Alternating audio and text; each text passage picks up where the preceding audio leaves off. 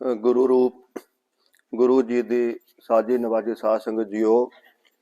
वाहिगुरु जी का खालसा वाहिगुरु जी की फतेह। सो दर तेरा केहा सो कर केहा जितबे सर्व संभाले वाजे तेरे नाद अनेक संखा केते तेरे वावन हारे। सो ਇਹਦੇ ਵਿੱਚ जो प्रभु के प्यारे ने साधु संत ने गुरु साहिबान ने उन्होंने परमेश्वर के नाल इन्नी वड्डी सांझ पा लई कि उन्होंने कहा कि हे परमेश्वर वो केड़ा दर आ जिथे बह के तू इन्ने जीवां नूं इन्ने खंडा ब्रह्मांडा नूं तू कंट्रोल च करदा। क्योंकि साइंसदान भी इस गल दे नाल सहमत ने कि कोई भी चीज़ जिहड़ी आ ना वो अपने आप नहीं चलती। कोई भी चीज़ नूं जिन्ना चिर तक आपां ना कोई पावर दईए तो चलती नहीं आ। सो इस तरीके नाल जिन्ना परमेश्वर दे नाल प्यार कीता ना उन्हां दी जिउं सुरत परमेश्वर दे नाल जुड़दी गई ना विरागमई हुंदे गए। सो उन्हां कहा वेखो जिस तरह सूरज चलदा चंद्रमा चलदा अज जिन्नी तरीक अज आ ना तो सदियां बाद भी असीं जदों उस डेट नूं वेने उसे टाइम ते ही ओह तरीक ओह महीना सूरज अपने सिस्टम दे नाल जड़ा ना वो चलदा पिया। अगे महाराज दसदे ने भी गावन तुदनों पौन पानी बसंतर साडी वेखो हुण सूरत नहीं। असीं इस इन्ना संसार दे विच वलीन हो चुके हैं कि परमेश्वर की होंद नूं भुल बैठे हैं। ते उन्हां प्यारिਆਂ ने कहा भी गावन तुदनों पौन ये परमेश्वर तेनों पौन गा रही आ पानी गा रहा अगन गा रही आ। असीं ते आने बंदा भी नहीं गा सकता। मतलब असीं नहीं कहण दा भाव जिन्हां नूं परमेश्वर जिसनूं बख्शे सिफत सलाह नानक पातशाही पातशाह। महाराज दसदे ने भी जिन्हां प्यारिਆਂ नूं तू ये सिफत सलाह करन दा मौका दिंदा ना वो एक पातशाहियां दे एक ऐसे मनुख की श्रेणी में आ जाते ने। क्योंकि जिहड़े पौन पानी बसंतर गा रहे आ जां जीव गा रहे जां गावन तुदनों इंद्र इंद्रासन बैठे देवतिया दर नाले गावन तुदनों चित गुप्त लिख जानन लिख लिख धर्म विचार चित्रगुप्त चित्रगुप्त तो आपां मुकर जांगे तो साडे मुकरना ते कुछ होना नहीं। पर सही गल इहो ही आ महाराज दी गुरबाणी दस रही वेदां दे विच बड़ा वड्डा दा सार वेदां में नाम उत्तम सो सुने नहीं फिरे जो बतालिया। ये बतालिया पागल वांगू फिरदा नाम ते वेदां दे विच भी हैगा सी। इहदे विच ते स्पष्ट महाराज ने बहुत सौखा करके दस दिता। सो उहदे विच यह भी जिन्ने भी गा रहे हैं ना पौन पानी अगन जीव जंतु राजा चित्रगुप्त गा रहा राजा अपने धर्म गावे राजा धर्म द्वारे राजा भी गा रहा। तो महाराज आंदे ने भी सारे गा रहे ने पर लेखा किहदा हो रहा लेखा सिर्फ ते सिर्फ मनुखा देही दे विच जो जीव आए ने ना ਉਹਦੇ ਵਿੱਚ महाराज दसदे ने जिहा बीजे सो लूने कर्मा संदड़ा खेत। महाराज कहते भी जिहो जिहा बीज लोगे ना हुण तुसीं अपनी खेती नूं उस तरीके नाल वढ लिओ। जिहा बीजे सो लूने कर्मा संदड़ा खेत एक तेनों लिखण दा एक तेनों अपने कर्म दा अपने कर्म लिखण दा तेनों आप ही सुभाग प्राप्त हो गया।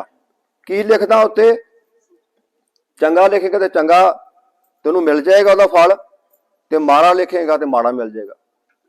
साडे मन च कई बारी साध संगत जी सह सुभाव भुलेखा ऐसा बन जाता भी असीं कहने भी फलाना जीव तो बड़े माड़े काम करदा ते ओहदा वेखो किन्ना सोहना गुजारा भुलेखा। ये सारे भुलेखे ने जो आम तौर पर मनुखा ते ही पै जाते आ। किन्ना सौखा वो बच्चे किन्ने चंगे आ किन्ना खुश रहिंदा। असीं आने असीं बड़ी बंदगी करते हैं पर साडे ते क्यों हुंदा वेखो ये भी अज महाराज दे चरनां 'च बह के आपां विचार कर लैंदे आ। सो जिहड़ी फसल आपां बीजदे आ जिहा बीजे सो लूने कर्मा संदरा खेत।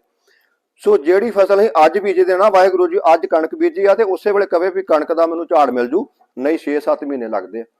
6-7 महीनों बाद किसान उहनूं वढ के लिआउंदा ते जे कोई माड़े कर्म बीजदा ना चोरी यारी डकैती कर्म करदा उसे वेले की हुंदा वो अपने अच्छे कर्मां दा फल पहलों खा रहा हुंदा पर माड़ा जदों बीज लैंदा ना सो वढना पैंदा। ਸੋ ਉੱਥੇ ਉਸ ਨੂੰ ਉਸ ਚੀਜ਼ ਦਾ ਹਿਸਾਬ ਦੇਣਾ ਪੈਂਦਾ ਵਾ। ਸੋ ਬਾਣੀ ਕਹਿ ਰਹੀ, ਗੁਰਮੁਖ ਜਨ ਕਹਿ ਰਹੇ ਆ ਵੀ ਸਾਧੋ ਇੱਕ ਕੰਮ ਜ਼ਰੂਰ ਕਰੋ, ਸਾਧੋ ਮਨ ਕਾ ਮਾਨ ਤਿਆਗੋ। ਜੇ ਤੁਸੀਂ ਇਸ ਮਾਰਗ ਤੇ ਜਾਣਾ, ਉਸ ਪਰਮੇਸ਼ਰ ਦੀਆਂ ਖੁਸ਼ੀਆਂ ਲੈਣੀਆਂ, ਜਿਨ੍ਹਾਂ ਨੂੰ ਭਗਤਾਂ ਨੇ ਕਿਹਾ ਵੀ ਕੋਈ ਵੀ ਐਸਾ ਬੰਦਾ ਹੋਵੇ, ਬੰਦਾ ਤੇ ਬੰਦਗੀ ਨਾ ਕਰੀਏ ਤੇ ਇਹ ਕਿੱਥੇ ਗੱਲ ਬਣਦੀ। ਇੰਨਾ ਭੁੱਲ ਗਿਆ, ਬੰਦੇ ਦਾ ਮਤਲਬ ਬੰਦਗੀ। ਸੋ ਬੰਦਾ ਇੱਕ ਪਰਮੇਸ਼ਰ ਨੇ ਐਸੀ ਜੂਨ ਬਣਾਈ ਆ ਵੀ ਇਹ ਕੰਪਲੀਟ ਆ ਅਨੇਕਾਂ। ਕਿਉਂਕਿ ਗੁਰਬਾਣੀ ਵਿੱਚ ਫਰਮਾਨ ਨਾ ਹੋਵੇ ਤੇ ਕੋਈ ਕਿਸੇ ਨੂੰ ਕਹਿਣ ਦਾ ਕੋਈ ਹੱਕ ਨਹੀਂਗਾ। ਅਨੇਕਾਂ ਲਾ ਲਓ ਵੀ ਪਰਮੇਸ਼ਰ ਦੀਆਂ ਇਹ ਬੇਨਤੀਆਂ ਕਰ ਕਰਕੇ ਨਾ ਤੇ ਇਹਨੂੰ ਇਹ ਦੇਹੀ ਪ੍ਰਾਪਤ ਹੁੰਦੀ। ਤੇ ਕੀ ਹੁੰਦਾ, ਸਾਰਾ ਕਿਤੇ ਪੜ੍ਹ ਲੈਣਾ ਵੀ ਪਹਿਲੋਂ ਇਹਨੂੰ ਕੀ ਹੁੰਦਾ। ਜਦੋਂ ਜੰਮਦਾ ਪਹਿਲੋਂ ਆਪਣੇ ਮਾਂ ਪਿਓ ਦੀ ਇਹਨੂੰ ਜਾਣਕਾਰੀ ਹੁੰਦੀ, ਫਿਰ ਭਾਈ ਭੈਣ ਦੀ ਸੁੱਧ, ਫਿਰ ਭਾਈ ਭੈਣ ਦੇ ਨਾਲ ਪਿਆਰ ਪੈ ਜਾਂਦਾ ਤੇ ਕਰਦਿਆਂ ਇਹਨਾਂ ਭੁਲੇਖੇ ਵਿੱਚ ਪੈ ਜਾਂਦਾ ਵੀ ਇਹਨੂੰ ਇਹ ਵੀ ਭੁੱਲ ਜਾਂਦਾ ਵੀ ਮੇਰਾ ਮਕਸਦ ਕੀ ਸੀ ਇੱਥੇ ਆਉਣ ਦਾ ਤੇ ਮੈਂ ਕਰਨ ਕੀ ਡਿਆ। ਸੋ ਉਹਦੇ ਵੇਸ ਤੇ ਫਿਰ ਸਤ ਸੰਗਤ ਜਿਹੜੀ ਆ, ਗੁਰੂ ਸਾਹਿਬਾਨ ਦੀ ਬਾਣੀ ਆ, ਸਾਨੂੰ ਯਾਦ ਕਰਾ ਰਹੀ ਆ ਵੀ ਪ੍ਰਾਣੀ ਤੂੰ ਇੱਕ ਲਾਹਾ ਲੈਣ ਆਇਆ ਸੀ, ਉਹ ਤੈਨੂੰ ਲਾਹਾ ਅਜੇ ਲਿਆ ਕੇ ਜਾਂ ਅਜੇ ਭਟਕਦਾ ਫਿਰਦਾ। ਸੋ ਉਹ ਕਹਿੰਦੇ ਵੀ ਪ੍ਰਾਣੀ ਤੂੰ ਆਇਆ ਲਾਹਾ ਲੈਣ, ਲੱਗਾ ਚਿੱਤ ਕਫਕੜੇ ਸਭ ਉੱਠਦੀ ਚੱਲੀ ਰਹਿਣ। ਤੇਰੀ ਜਿਹੜੀ ਜੀਵਨ ਦੀ ਤੈਨੂੰ ਜਿਹੜੀ ਇਹ ਬਾਜੀ ਮਿਲੀ ਸੀ, ਸਵਾਸ ਗਿਣ ਕੇ ਸਵਾਸ ਦਿੱਤੇ ਜਾਂਦੇ ਆ। ਗੁਰਬਾਣੀ 'ਚ ਦੱਸਿਆ ਵੀ ਗਿਣ ਕੇ ਸਵਾਸ ਜਿਹੜੇ ਆ ਇਸ ਮਨੁੱਖ ਨੂੰ ਦਿੱਤੇ ਜਾਂਦੇ ਆ। ਪਰ ਕੀ ਹੁੰਦਾ, ਇਹਨਾਂ ਸਵਾਸਾਂ ਨੂੰ ਇੰਨਾ ਜ਼ਿਆਦਾ ਇਹ ਗੁਰਬਾਣੀ 'ਚ ਇੱਕ ਹੋਰ ਬਚਨ ਮੈਂ ਆਪ ਜੀ ਨਾਲ ਸਾਂਝਾ ਕਰਦਾ।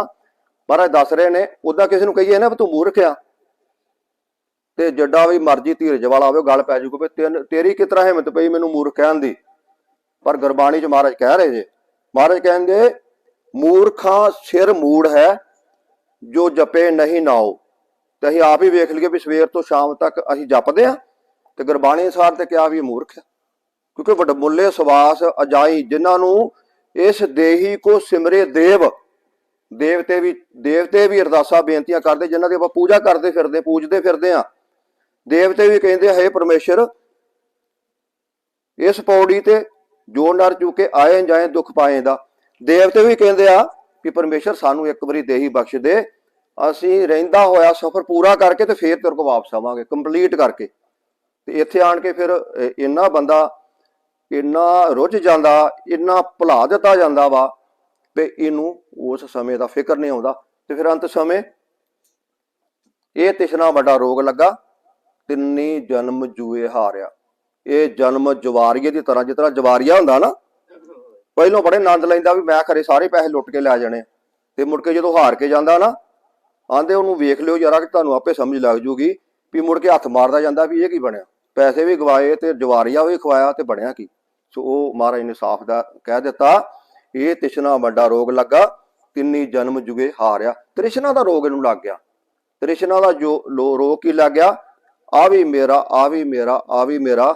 ਇਸ ਨੂੰ ਇਹ ਨਹੀਂ ਪਤਾ ਵੀ ਇਹ ਜਿਹੜਾ ਸਰੀਰ ਆ ਜਿਹਦੇ ਵਿੱਚ ਤੂੰ, ਇਹ ਪਿੰਜਰਾ, ਮਹਾਰਾਜ ਨੇ ਇਹਨੂੰ ਪਿੰਜਰੇ ਦਾ ਨਾਂ ਦਿੱਤਾ ਵੀ ਪੰਖੀ ਬਸੇ ਬਸੇਰਾ। ਪੰਖੀ ਜਿਹੜਾ ਨਾ, ਪੰਖੀ, ਇਹ ਪੰਖੀ ਸਾਡਾ ਜਿਹੜਾ ਮਨ ਆ ਉਹ ਇਹਦੇ ਵਿੱਚ ਵਸਦਾ ਪਿਆ ਤੇ ਉਹ ਵੇਖੋ ਪਰਮੇਸ਼ਰ ਦੇ ਹੱਥ ਆ। ਪ੍ਰਭ ਡੋਰੀ ਆਸ ਤੁਮਾਰੇ ਪਈ। ਜਦੋਂ ਵੀ ਉਹ ਵੇਖੋ ਕੋਈ ਕਿਸਾਨ ਹੋਵੇ ਨਾ, ਆਪਾਂ ਹੁਣ ਕਿਰਾਏ ਤੇ ਜਿਸ ਤਰ੍ਹਾਂ ਰਹਿੰਦੇ ਆ, ਕਈਆਂ ਨੂੰ ਅਜੇ ਮਕਾਨ ਨਹੀਂ ਖਰੀਦਿਆ ਜਾਂਦਾ, ਤੇ ਮਾਲਕ ਜਦੋਂ ਉਹ ਲਿਖਾ ਲੈਂਦੇ ਪਹਿਲੋਂ ਭਈ ਤੈਨੂੰ ਜਦੋਂ ਕੰਮ ਆ ਗਿਆ ਮਕਾਨ ਖਾਲੀ ਕਰਨਾ ਪੈਣਾ, ਉਹ ਆਂਦਾ ਜੀ ਮੈਂ ਕਰ ਦੂੰ ਕੋਈ ਗੱਲ ਨਹੀਂ। ਤੇ ਫਿਰ ਉਹ ਜਦੋਂ ਕਹਿੰਦਾ ਵੀ ਆ ਇੰਨੇ ਦਿਨ ਤੇਰੇ ਕੋਲ ਰਹਿ ਗਏ ਆ ਤੇ ਇਹਨੂੰ ਖਾਲੀ ਕਰ ਜਾ, ਕਿਉਂਕਿ ਮੇਰੀ ਕੋਈ ਇਦਾਂ ਦਾ ਹਿਸਾਬ ਕਿਤਾਬ ਹੈ ਵੀ ਮੈਨੂੰ ਇਹਨੂੰ ਖਾਲੀ ਕਰਨਾ ਪਊਗਾ, ਅਸੀਂ ਮੰਨ ਜਾਂਦੇ ਆ। ਤੇ ਇੱਥੇ ਤੇ ਵੇਖੋ ਇਹ ਵੀ ਨਹੀਂ ਮਹਾਰਾਜ ਨੇ ਗੁੰਜਾਇਸ਼ ਦਿੱਤੀ। ਉਹਨਾਂ ਨੂੰ ਕਿਹਾ ਵੀ ਤੂੰ ਇਸ ਤਰੀਕੇ ਨਾਲ ਚੇਤੇ ਰੱਖ ਵੀ ਪਲ ਪਲ ਪਤਾ ਨਹੀਂ ਅਗਲਾ ਸਵਾਸ ਤੇਰਾ ਆਉਣਾ ਜਾਂ ਨਹੀਂ ਆਉਣਾ, ਕੋਈ ਚਾਂਸ ਨਹੀਂ ਹੈਗਾ ਵੀ ਇੰਨਾ ਸਮਾਂ। ਹੁਣ ਮੈਨੂੰ ਪਤਾ ਲੱਗਾ ਸੀ ਵੀ ਜਿਹੜੇ ਇਸ ਦੇਸ਼ ਵਿੱਚ ਆਪਾਂ ਇੰਗਲੈਂਡ 'ਚ ਰਹਿ ਰਹੇ ਨਾ, ਉਹ ਦੱਸਦੇ ਆ ਵੀ ਇਹਨਾਂ ਅੰਗਰੇਜ਼ਾਂ ਨੇ ਸਾਡੇ ਵੀ, ਕਿਉਂਕਿ ਅਜੇ ਤੱਕ ਇਹਨਾਂ ਦੇ ਪੁਲ ਬਣੇ ਉੱਥੇ ਇੰਡੀਆ 'ਚ, ਆਂਦੇ ਵੀ 100 ਸਾਲ ਦੀ ਗਰੰਟੀ ਦਿੰਦੇ ਤਕਰੀਬਨ ਵੀ ਸਾਡੀ ਚੀਜ਼ 100 ਸਾਲ ਕੱਢ ਜਾਂਦੀ ਹੈ। 100 ਸਾਲ ਬਾਅਦ ਫਿਰ ਇਹਨੂੰ ਰਿਪੇਅਰ ਕਰਨਾ ਜਾਂ ਕੀ ਕਰਨਾ, ਤੇ ਵੇਖੋ ਮਨੁੱਖ ਦੀ ਤੇ ਕੋਈ ਗਰੰਟੀ ਨਹੀਂ। ਕੋਈ ਗਰੰਟੀ ਨਹੀਂ। ਇਸ ਕਰਕੇ ਇਹੋ ਹੀ ਸੰਗਤ ਦੇ ਵਿੱਚ ਬਾਰ-ਬਾਰ ਗੁਰਬਾਣੀ ਸਾਨੂੰ ਕਹਿ ਰਹੀ ਆ, ਉਹਦੇ ਪਰਮੇਸ਼ਰ ਦੇ ਪਿਆਰੇ ਕਹਿ ਰਿਹਾ ਵੀ ਇਹ ਗੁਰੂ ਨਾਨਕ ਨੇ ਤੇ ਕੰਮ ਹੀ ਏਡਾ ਸੌਖਾ ਕਰ ਦਿੱਤਾ। ਕਿਉਂਕਿ ਪਹਿਲੋਂ ਭਗਤੀ ਕਰਨੀ ਔਖੀ ਸੀ, ਬੰਦਾ ਲਾਮਾ ਦੇ ਸਕਦਾ ਸੀ ਵੀ ਨਹੀਂ ਮੇਰੇ ਕੋਲ ਨਹੀਂ ਹੁੰਦੀ ਜੀ, ਕਿਉਂਕਿ ਸ਼ਰਤ ਲਾ ਦਿੱਤੀ ਜਾਂਦੀ ਸੀ, ਕੰਡੀਸ਼ਨ ਵੀ ਜੰਗਲਾਂ 'ਚ ਜਾਣਾ ਪਊਗਾ, ਉੱਥੇ ਤੁਹਾਨੂੰ ਜੀ ਇਸ ਤਰ੍ਹਾਂ ਹੀ ਉਹ ਜੋ ਉੱਥੋਂ ਦੇ ਛਕਣ ਛਕਾਉਣ ਦਾ ਕੋਈ ਸਾਧਨ ਨਹੀਂ, ਭਗਤੀ ਨੂੰ ਔਖਾ ਬਣਾ ਦਿੱਤਾ। ਤੇ ਸੱਚੇ ਪਾਤਸ਼ਾਹ ਨੇ ਆਪ ਨਾਰਾਇਣ ਕਲਾ ਧਾਰ ਜਗ ਮੇ ਪਰਵਰਿਓ। ਗੁਰੂ ਨਾਨਕ ਸਾਹਿਬ ਵੇਖੋ ਆਪ ਪਰਮੇਸ਼ਰ ਦਾ ਰੂਪ ਬਣ ਕੇ ਇੱਥੇ ਆਏ, ਤੇ ਜੇ ਪਰਮੇਸ਼ਰ ਦੀ ਗੱਲ ਨਹੀਂ ਮੰਨੀ ਤੇ ਫਿਰ ਘਾਟਾ ਹੀ ਘਾਟਾ ਪੈਣਾ।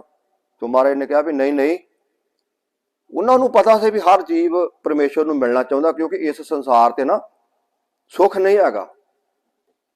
ਕਿਸੇ ਨੂੰ ਵੀ ਪੁੱਛ ਲਈਏ, ਉਹ ਜਰਾ ਪਿਛਲੇ ਹਫ਼ਤੇ ਵਿਚਾਰ ਕੀਤੀ ਸੀ ਵੀ ਰੋਂਦੇ ਹੀ ਆਉਣਗੇ, ਮਤਲਬ ਕੁਝ ਸਮੇਂ ਦਾ ਸੁੱਖ ਆ ਗਿਆ ਤੇ ਕਾਹਦਾ ਆ ਗਿਆ, ਕੁਝ ਸਮੇਂ ਵਾਸਤੇ ਕੋਈ ਚੀਜ਼ ਮਿਲੀ ਤੇ ਫਿਰ ਉਹ ਹਾਲਾਤ ਬਣ ਜਾਂਦੇ ਨੇ। ਤੇ ਸੁਖੀ ਕੌਣ ਆ? ਜਿਸ ਦੇ ਪੱਲੇ ਸਿਮਰਨ ਤੇ ਨਾਮ ਅਭਿਆਸ। ਸੋ ਗੁਰੂ ਨਾਨਕ ਸਾਹਿਬ ਨੇ ਇਹ ਜੀਵਾਂ ਤੇ ਕਿਰਪਾ ਕੀਤੀ ਵੀ ਕੋਈ ਲੋੜ ਨਹੀਂ ਤੁਹਾਨੂੰ। ਦੇਖੋ ਕਿੰਨਾ ਸੋਹਣਾ ਮਹਾਰਾਜ ਨੇ। ਉਦੋਂ ਗਾਂ ਸੱਚੇ ਪਾਤਸ਼ਾਹ ਜਿਨ੍ਹਾਂ ਦੇ ਨਾਂ ਤੇ ਗੁਰਦੁਆਰਾ ਸਾਹਿਬ ਆ, ਗੁਰੂ ਗੋਬਿੰਦ ਸਿੰਘ ਤੇ ਮਹਾਰਾਜ ਨੇ ਹੋਰ ਜ਼ਿਆਦਾ ਕਿਰਪਾ ਕਰ ਦਿੱਤੀ। ਉਹਨਾਂ ਕਿਹਾ ਮੇਰਾ ਸਿੱਖ ਪੂਰਾ ਸੰਸਾਰ ਦੇ ਵਿੱਚ ਜੋ ਐਸ਼ੋ ਆਰਾਮ ਮਿਲੇ ਆ, ਲੀੜੇ ਕੱਪੜੇ, ਮਹਾਰਾਜ ਵੇਖੋ ਉਹਨਾਂ ਤੇ ਫਿਰ ਕਿਉਂ ਕੀਤਾ ਤਾਂ, ਕਿਉਂਕਿ 10 ਪਾਤਸ਼ਾਹੀਆਂ ਨੇ ਇੱਕ ਪਾਤਸ਼ਾਹੀ ਤੋਂ ਲੈ ਕੇ 10ਵੀਂ ਤੱਕ ਪੂਰਨ ਇੱਕ ਮਨੁੱਖਤਾ ਦੀ ਕੰਪਲੀਟ ਮਹਾਰਾਜ ਨੇ ਮੈਸੇਜ ਦਿੱਤਾ। ਸੱਚੇ ਪਾਤਸ਼ਾਹ ਵੇਖੋ ਸੋਨੇ ਦੀ ਕਲਗੀ ਲਾਉਂਦੇ, ਉਹਦੇ ਵਿੱਚ ਹੀਰੇ ਮੋਤੇ ਲਾਏ ਸੀ। ਸੋ ਉਹ ਕੀ ਸਾਨੂੰ ਦੱਸ ਰਹੇ ਆ, ਉਹ ਇਹਨਾਂ ਚੀਜ਼ਾਂ ਦੇ ਵਿੱਚ ਫਸੇ ਨਹੀਂ ਸੀ। ਮਹਾਰਾਜ ਨੇ ਕਿਹਾ ਸੀ ਜੋ ਮਰਜ਼ੀ ਪਹਿਨੋ, ਜੋ ਮਰਜ਼ੀ ਹੰਡਾਓ, ਧੀਆਂ ਪੁੱਤਰਾਂ 'ਚ ਰਵੋ, ਚਾਹੇ ਮਕਾਨਾਂ 'ਚ ਰਵੋ, ਪਰ ਇੱਕ ਕੰਮ ਜ਼ਰੂਰ ਕਰ ਲਿਓ, ਜਿਹੜੇ ਹੱਥ ਪਾਉ ਸੇ ਕਾਮ ਕਰ ਤੇ ਚਿੱਤ ਨਰੰਜਨ ਦੇ ਨਾਲ ਇਹ ਨਾ ਭੁਲੇਖਾ ਪੈ ਜਾਵੇ। ਸੋ ਇਹੋ ਭੁਲੇਖਾ ਵਾ ਜਦੋਂ ਬੰਦੇ ਨੂੰ ਸਮਾਂ ਬੀਤ ਜਾਂਦਾ ਫਿਰ ਚੇਤਾ ਆਇਆ, ਤੇ ਉਹ ਕਾਹਦਾ ਚੇਤਾ ਆਇਆ ਜਦੋਂ ਕੋਈ ਫਾਇਦਾ ਹੀ ਨਹੀਂ। ਸੋ ਆਪਣੇ ਕੋਲ ਸਮਾਂ ਵਾ, ਰਸਨਾ ਦਿੱਤੀ ਆ, ਜੀਵਾ ਜਪੇ ਨਾ ਨਾਮ ਤੇ ਕਰ ਤਿਲ ਤਿਲ ਕੱਟੀਏ। ਸੋ ਇਹ ਰਸਨਾ ਮਿਲੀ ਤੇ ਕੋਈ ਔਖਾ ਨਹੀਂ, ਇੱਥੋਂ ਵਾਹਿਗੁਰੂ ਵਾਹਿਗੁਰੂ ਕਰਦੇ ਤੋਂ ਹੈਗੇ ਨੇ। ਜੇ ਆਪ ਜੀ ਨੇ ਕਦੀ ਵਿਚਾਰ ਕਰਨੀ ਹੋਵੇ ਖੁੱਲੇ ਦੇ ਵਿੱਚ, ਤੇ ਇੱਥੋਂ ਜਦੋਂ ਕਥਾ ਸਮਾਪਤ ਹੋਏਗੀ ਕਰ ਸਕਦੇ ਜੇ ਆਪ। ਕਿੰਨੇ ਗੁਰੂ ਦੇ ਪਿਆਰੇ ਨੇ, ਕੀ ਗੱਲ ਉਹ ਸਾਰੇ ਉਹ ਕਾਰੋਬਾਰੀ ਨੇ ਵੀ ਨਾਲ ਇੱਕ ਉਹਨਾਂ ਨੂੰ ਪਤਾ ਵੀ ਮੈਨੂੰ ਕੋਈ ਵੇਖ ਰਿਹਾ, ਮੇਰਾ ਹਿਸਾਬ ਕਿਤਾਬ ਹੋ ਰਿਹਾ। ਸੋ ਉਹ ਇੱਥੇ ਆਣ ਕੇ ਆਪ ਸਿਮਰਦੇ ਨੇ ਤੇ ਜਨ ਨਾਨਕ ਧੂੜ ਮੰਗੇ ਤਿਸ ਜਨ ਕੀ, ਜੋ ਆਪ ਜਪੇ ਅਵਰਾ ਨਾਮ ਚ ਪਾਵੇ। ਸੋ ਇਹ ਮਹਾਰਾਜ ਦਾ ਸਾਡੇ ਤੱਕ ਮੈਸੇਜ ਆ ਵੀ ਤੁਸੀਂ ਆਪ ਵੀ ਸਿਮਰਨ ਕਰਨਾ, ਤੇ ਜੋ ਜੀਵ ਜਿਹੜੇ ਆ ਨਾ, ਜੋ ਇਸ ਮਾਇਆ 'ਚ ਆਣ ਕੇ ਆਪਾਂ ਭੁੱਲ ਗਏ ਨੇ ਕਿੱਥੇ ਜਾਣਾ। ਕਿਉਂਕਿ ਜਿੱਥੇ ਵੀ ਅਸੀਂ ਜਾਂਦੇ ਆ ਨਾ, ਜੋਬ ਤੇ ਜਾਂਦੇ ਆ, ਤੇ ਉੱਥੇ ਸਾਨੂੰ ਪਤਾ ਹੁੰਦਾ ਵੀ ਮਾਲਕ, ਉਹ ਜਿਹੜਾ ਮਾਲਕ ਪੁੱਛਦਾ ਵੀ ਕੀ ਕੀਤਾ, ਲਿਆ ਹਾਂ ਲੇਖਾ ਜੋਖਾ, ਮੈਨੂੰ ਵਿਖਾ ਜਰਾ ਕੇ, ਤੇ ਫਿਰ ਸਾਨੂੰ ਜੋਬ ਤੇ ਰੱਖਦਾ, ਨਹੀਂ ਤੇ ਨਹੀਂ ਰੱਖਦਾ। ਤੇ ਉਹ ਕੀ ਹੁੰਦਾ, ਇਸ ਮਨੁੱਖ ਦਾ ਵੀ ਕੋਈ ਲੇਖਾ ਜੋਖਾ ਵਾ। ਗੁਰਬਾਣੀ 'ਚ ਮਹਾਰਾਜ ਦਾ ਪਵਿੱਤਰ ਫਰਮਾਨ ਆ, ਆਪਣੇ ਪ੍ਰਤੀਤ ਆਪ ਹੀ ਖੋਵੇ ਬਹੁਰ ਉਸਕਾ ਵਿਸ਼ਵਾਸ ਨਾ ਹੋਵੇ। ਮਹਾਰਾਜ ਕਹਿੰਦੇ ਵੀ ਆਪਣੀ ਪ੍ਰਤੀਤ ਹੀ, ਇੰਨੇ ਤੇ ਪਰਮੇਸ਼ਰ ਦੇ ਨਾਲ ਆਪਣੀ ਪ੍ਰਤੀਤ ਹੀ ਗਵਾ ਲਈ ਆ, ਤੇ ਕਿੱਥੋਂ ਮੁੜ ਕੇ, ਕਿਸ ਤਰ੍ਹਾਂ ਮੁੜ ਕੇ ਤੂੰ ਇੱਥੇ ਆਏਗਾ।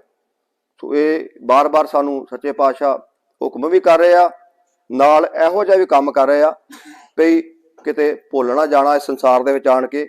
ਇਸ ਸੰਸਾਰ ਦੇ ਵਿੱਚ ਬੜੇ ਰਾਜੇ ਆਏ, ਬਹੁਤ ਮਹਾਬਲੀ ਯੋਧੇ ਆਏ, ਪਰ ਅੰਤ ਸਮੇਂ ਉਹਨਾਂ ਨੇ ਇੱਕੋ ਗੱਲ ਕਹੀ ਵੀ ਭੁੱਲ ਤੇ ਗਈ ਹੋ, ਭੁੱਲ ਜਿਨ੍ਹਾਂ ਨੂੰ ਸੋਝੀ ਪਈ। ਸੋਝੀ ਸਭ ਨੂੰ ਪੈ ਜਾਂਦੀ, ਗੁਰਬਾਣੀ 'ਚ ਫੇਰ ਕਿਤੇ ਸਮਾਂ ਬਣਿਆ, ਗੁਰਬਾਣੀ 'ਚ ਸਾਰੀ ਸੋਝੀ ਪੈ ਜਾਂਦੀ ਆ।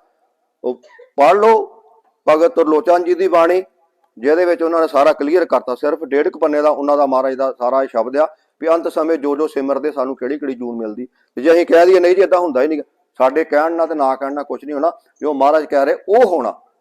ਸੋ ਐਸੀ ਕਿਰਪਾ ਮਹਾਰਾਜ ਸਾਡੇ ਤੇ ਵੀ ਕਰਨ, ਅਸੀਂ ਵੀ ਸਿਮਰਨ ਅਭਿਆਸ ਦੇ ਵਿੱਚ ਜੁੜ ਜਾਈਏ। ਕਿਤੇ ਹਾਂ ਕਥਾ ਕਹਾਣੀਆਂ ਜ਼ਰੂਰੀਆਂ ਨੇ, ਕੀਰਤਨ ਜ਼ਰੂਰੀ ਆ, ਬੜੀ ਮਹਾਰਾਜ ਦੀ ਇਹਦੇ ਵਿੱਚ ਪਾਵਰ ਆ, ਬੜੀ ਸੁੱਖ ਮਿਲਦਾ, ਪਰ ਸਾਡਾ ਜੀਵਨ ਕੀਰਤਨ ਬਣ ਜਾਵੇ, ਜੀਵਨ ਹੀ ਕਥਾ ਬਣ ਜਾਵੇ। ਸੋ ਰਹਿੰਦਿਆਂ ਉੱਠਦਿਆਂ ਬਹਿੰਦਿਆਂ ਸਿਮਰਨ ਨਾਮ ਅਭਿਆਸ ਕਰੀਏ। ਸੋ ਇੱਕ ਬੇਨਤੀ ਹੋਰ ਛੋਟੀ ਜੀ, ਵੀ ਦਾਸ ਨੇ ਅਗਲੇ ਹਫ਼ਤੇ ਜੋ ਆਪ ਜੀ ਨੇ ਸੇਵਾ ਬਖਸ਼ੀ ਸੀ, ਗੁਰੂ ਸਾਹਿਬ ਨੇ ਕਿਰਪਾ ਕੀਤੀ ਸੀ, ਭਾਈ ਸੇਵਾ ਸਿੰਘ ਜੀ ਉਹਨਾਂ ਨੇ। ਸੋ ਅਗਲੇ ਹਫ਼ਤੇ ਦਾਸ ਨੇ ਇੱਕ ਹਾਜ਼ਰੀ ਹੋ ਰਿਹਾ, ਜੇ ਮਹਾਰਾਜ ਕਿਰਪਾ ਕਰਨਗੇ ਫਿਰ ਵਾਪਸੀ ਇੱਥੋਂ ਚਲੇ ਜਾਣਾ ਜੀ। ਵਾਪਸ ਜੋ ਹੁਕਮ ਪਰਮੇਸ਼ਰ ਦਾ ਉਸੇ ਤਰੀਕੇ ਨਾਲ ਚੱਲਣਾ। ਤੇ ਉਹ ਆਪ ਜੀ ਦੀ ਇੱਕ ਵਾਰੀ ਹੋਰ ਦਰਸ਼ਨ ਕਰਨ ਦਾ ਮੌਕਾ।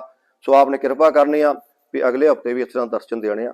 ਸੋ ਹੋਈਆਂ ਬੋਲਦਿਆਂ ਅੱਖਰਾਂ ਵਿੱਚ ਜਾਂ ਕੋਈ ਐਸਾ ਲਫ਼ਜ਼ ਬੋਲਿਆ ਗਿਆ ਹੋਵੇ ਸੋ ਮਾਫ ਕਰ ਦੇਣਾ ਜੀ। ਵਾਹਿਗੁਰੂ ਜੀ ਕਾ ਖਾਲਸਾ, ਵਾਹਿਗੁਰੂ ਜੀ ਕੀ ਫਤਿਹ।